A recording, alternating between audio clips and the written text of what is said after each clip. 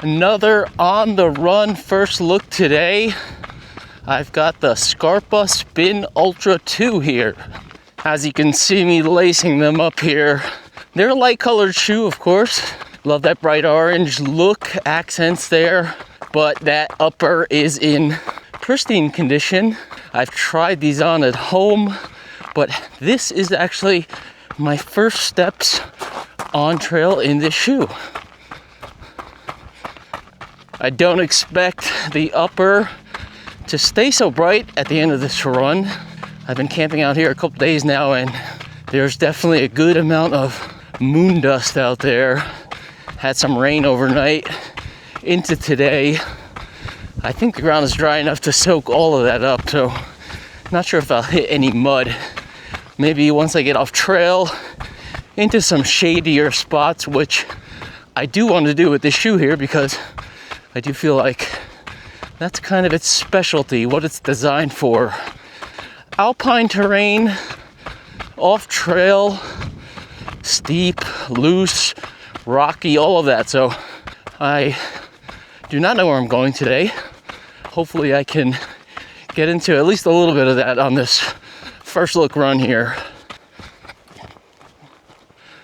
Already a little wiggle waggle here, but I'm not really out too far off trail at the moment. There's a bunch of camp spots and designated campground up ahead, which I'll pass through. But, you know, nice little section to kind of jump around, warm up. Got some down trees, obviously. Good to get the legs going. Actually, feel quite a bit better. It's 6 days post 108K now. This is all public land, by the way. Payette National Forest, 100% free camping. I don't think I quite understood what exactly public land was or what it meant when I lived back east. There just isn't this type of open space, landscape back east. Federal public lands tend to have more kind of state parks where I grew up back in New Jersey. But you've got 100% free camping here. I own this land. You can camp here totally free. And rest assured, if you're living in America, this is your land too. You also own this land. So let's just do the best we can to try to keep it this way. For us, trail runners, and anybody else that wants to be out here, of course, future generations. Look at this. Gorgeous. So getting back to the Spin Ultra 2 here, I touch on this in my previews and first kind of posts on the shoe. TPEE midsole here. Now, you may think Norda 005. That is definitely not the case here. Whatever flavor they've got going on in this shoe is definitely not that crazy light, bouncy, energetic version going on in the Norda there. This one's definitely tuned towards Alpine terrain, definitely firmer, way more ground feel. Gonna be protective in the sense that it's firmer and also protective of the foot muscles. You don't have that kind of squishiness underfoot, flexing of the shoe pretty much in all directions like that Arnatel TPEE in the Norda. This one has more rigidity. It's going to be more solid under your foot. Your foot is going to have to work less throughout your ground contact there. Less flexing, obviously.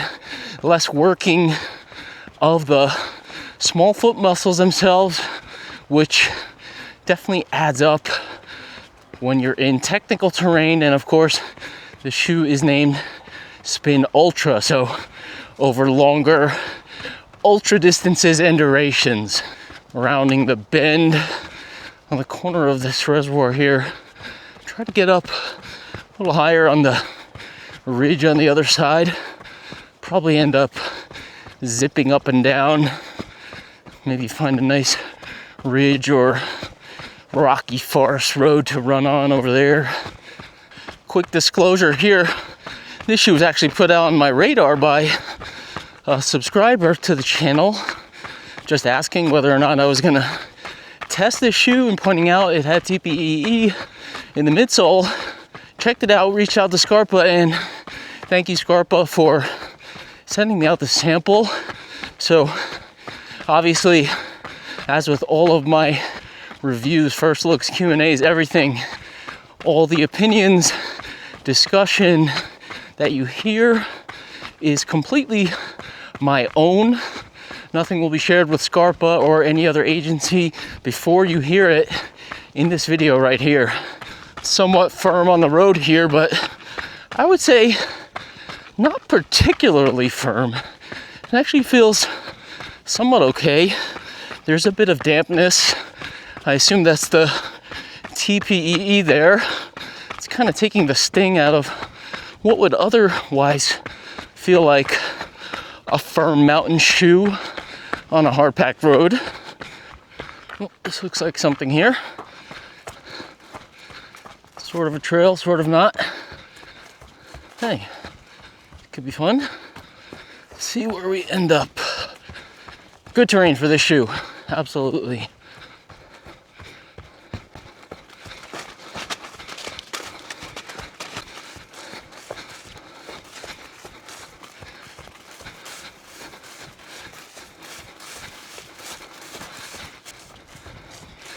Zero chance of me following. Oh, speak too soon. There's the trail. Huh. Well, whatever.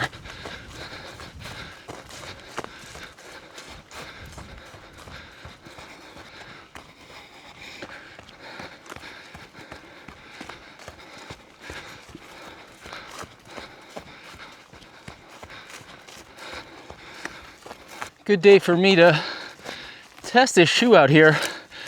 I've been here for 2 days, like I said, and I've been running in a couple different Hokas over those 2 days. So I don't think the ones that I was running in might not be the ideal choice for this type of route. Over on the road here. Maybe we'll follow this for a little bit. Check out my Mafate Speed 4 Lite follow-up review that was just recently posted.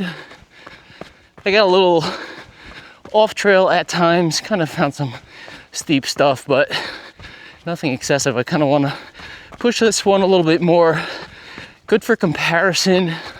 That Hoka is so soft underfoot, and you know, once you're going off trail and really rocky kind of alpine terrain, you generally want to have a more precise feel, maybe a tighter fit, which I'll talk about in this shoe, less of a cushy bounce to it.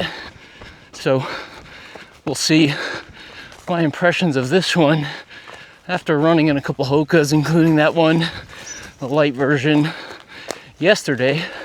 The stack here, I measured 34 at the heel, and they do spec a 4 mil drop, so that gives 34.30. Does feel, you know, like a legit drop. You know, I talked about in my Hoka video that the drop didn't really feel like 4. It didn't feel like my heel was up too much. It just felt almost like 2 mil. It could even potentially pass for a 0 drop. Not the case here. Definitely feels like there's some element of drop to this shoe. If they're gonna call it 4, it's a little funky here. If they're gonna call it 4, that could be right. But based on feel, I would peg it anywhere, you know, feeling like 4 to 6. I wouldn't be too concerned about the specific number there. Just know that there is something for sure. It doesn't feel flat, and on the other hand, doesn't feel overly steep. It doesn't feel like a, say, an 8 or a 10 steep drop off. I think there's a road over here. Maybe I'll do some actual running once I get up here. Yeah. Why don't we run for a little bit? So that's a little bit rough and tumble. I was just kind of clanking through back there. But I will say that it feels really good in a shoe like this, better than, say, high stack cushy shoes, to be clomping through that kind of stuff. You have a more precise feel. Toe box is a little bit more angular. We'll stop for a close-up in a little bit. There's not a lot of overhang with the midsole. So when you're kind of stepping on branches, broken branches, climbing over logs, soft spots, you kind of feel like your foot is where you think it is. You know what I mean? A lot of times in the cushion shoes, there's a little wiggle and you kind of like feel like you have to plan in your mind for, say, a wider area where you're gonna land your foot. This one, more precise, just feels like, you know, the outline of the shoe is exactly where you think it is and where you want it to be. Slight downhill grade here. I don't know, maybe 2%-ish. I'm running like 642 right now. So the shoe is runnable for sure. Feels quick. I like the drop. Gets you going. It's firm, of course, so no lingering around on too soft of a midsole. I don't think you'd want to really pound out super long miles on very firm surfaces in the shoe, though. Firmness might wear on you in that case, but at least for sections, you could wind it up. I'm around 635 right now. Again, slight downhill, 2 to 4% maybe, probably shallower. So I've got these in a US 10 EU 43. You can see there's a slight taper to the toe box here, but I feel like this is the best fitting Scarpa shoe that I've tested so far. I really like the width over here. It's not overly wide. I would not call this, say, foot shaped by any means, but it is not super squeezy. It is not narrow. It's kind of like, I would say medium. Again, it does taper a little here, but I went up to the US 10 43 EU. I do have the Scarpa Golden Gate ATR 2. I have that in US 9.5. I'm not sure the EU size on that one, but that one, I like that shoe. That's a really great door to trail shoe, but in the US 9.5, I feel like I'm a little snug up front. I wish I would have that one in whatever size this one. I actually tried one on at TRE just for kicks in the 10, and it felt so much better. So for Scarpa sizing, this is it for me. US 10, I'm a half up from my US true to size. Look at this upper. I'll pop one off here. It's just very durable. You know, for the weight that this shoe comes in at, it's not a lightweight speedster type of weight.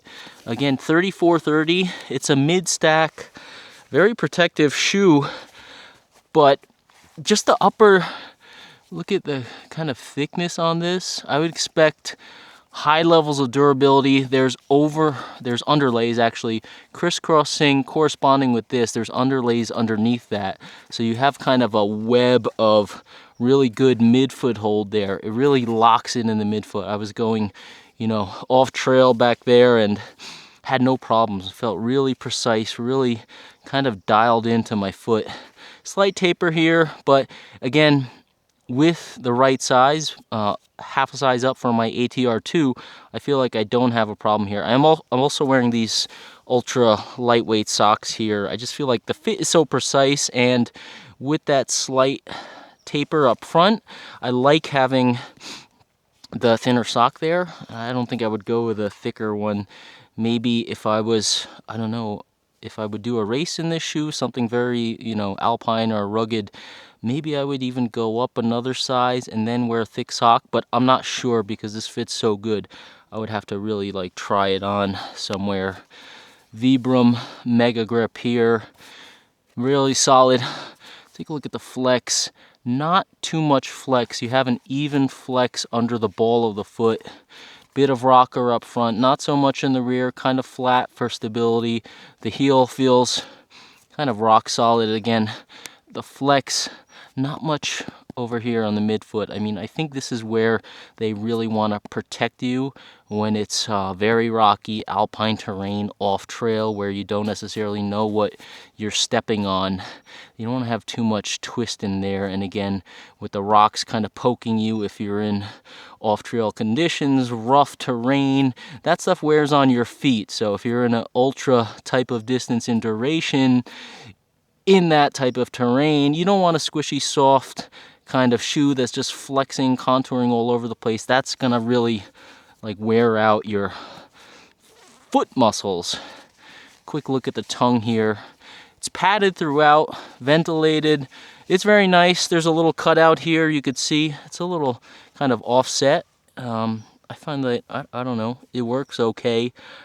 Just covering the lace knot here. So I don't know if you had to lace lock for heel security, it feels great to me. Even like with that stiffness, I feel like the flex here is really going to help you in rugged climbing. That gives you a good climbing flex, and the heel hold is really good. So with that stiffness, sometimes a lot of time your heel wants to kind of pull out, but I think the really good flex at the ball of the foot kind of gives you an even flex and doesn't want to pull your heel out. I don't have any issues here.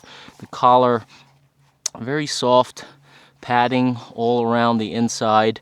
I kind of felt it when I first put there's bugs around here, mosquitoes. Hope I'm not getting too bit. I kind of felt it over here when I put it on, and again, these are straight out of the box. This is my first run, so it felt a little stiff when I was just walking around in them. But now that I've been running, I'm 5 miles in and I don't feel it at all anymore. So I think that's just kind of like out of the box feel. Again, even if a collar is high, I just tested that on shoe and I got the same kind of feeling. When I put it on, it feels like this part may be like high and maybe on my ankle bone, but the padding on the inside is just really soft. As long as it's not really rigid, I feel like that kind of cushions any you know, highness of a heel collar. Works well. The heel counter here, little, you know, there's some give up top, but here it's kind of stiff. Here I would say medium. Again, you have this kind of overlay on the outside here. You've got underlays around the midfoot corresponding with these, and in the back this may be giving an indication of some type of structural support. It is a little bit thicker for sure. This is an overlay, so definitely that's probably part of the reason why you get pretty good heel hold in this shoe. It's just really nice, kind of straps you down in there. All right, I'm getting crawled up on here. Let's get running. A couple of points I wanted to touch on after that close-up there. I did show that I'm wearing my ultralight socks, but the upper pretty thick, pretty rugged. Gonna need some break-in to it. I already tightened my laces as I was leaving there, so maybe at some point after getting a bunch of miles in these, probably end up wearing regular socks with them.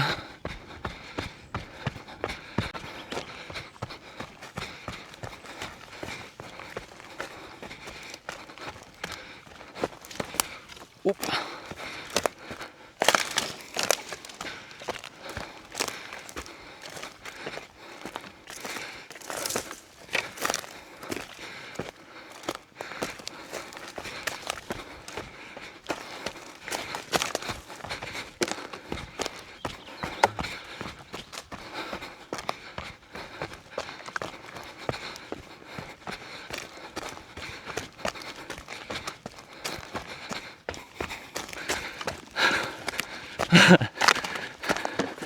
This is a technical agility test gauntlet here.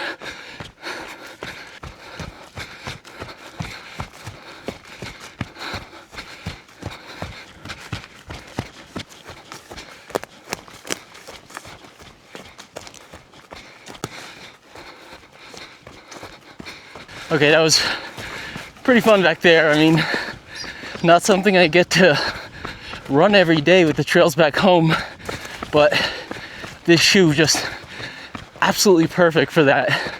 Felt great just like jumping around through there, just like, I don't know, just fun. You know, you could kind of get that, have some VJ shoes that feel like that. Extreme 2 is one of them, but that shoe feels, I don't know, it's not as runnable as this one. This shoe feels like I could mix it up between that kind of stuff and also the more rugged stuff. Like the Extreme 2 feels really just like really off trail only. Doesn't feel that runnable. But the second point I wanted to get back to was the weight. 10.7 ounces, 302 grams in my size here. You saw how thick that upper was, thick and durable. You see kind of the protection under the middle of the foot, especially Vibram Mega Grip, full coverage rubber, not skimping on padding in the tongue, not skimping on padding in the heel. Again, 3430. So 10.7 ounces is a pretty good weight, and I would probably chalk that up to the TPEE. You know, it's like, it doesn't have the wow factor of bounciness or kind of responsiveness in the way that, of course, the Norda does, but it does seem to allow them to pack a lot of features into the shoe and still keep the weight down. Looking at the shoe and kind of handling it straight out of the box, I was like, wow, this feels pretty thick, you know? I don't know about this. And then I weighed it and I was like, wow, it's kind of surprising that it came in, again, given all those factors, highly durable upper, outsole, level of stack, all that. It's just a lot of shoe for this kind of rock that I'm running on now, for sure. It's a lot of shoe for that weight. I do want to save some impressions for follow-up review, but been really enjoying this run so far. Been able to hit some varied terrain. It's been really fun. And the shoe is also been recently released. Available now for $179 US. So I want to get these impressions out there in case this is a shoe that you were considering. That flex right around the ball of the foot really does work well, climbs well, feels relatively smooth given that stiffness under the middle of the foot and the rear of the shoe. Again, you're going to deal with a little bit of stiffness, but you're trading that for a lot of protection, especially in those kind of like really chunky rocks that I just ran through earlier. Just kind of zigzagging here between the upper and lower roads, getting a little up and down in.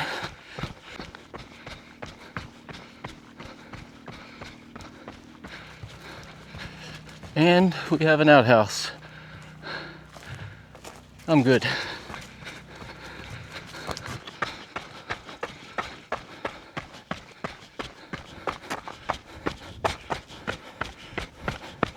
Platform underfoot is 109/60/87, which is a little bit narrow under the forefoot, a little bit pulled in under the midfoot, but kind of about average under the heel, which does make sense.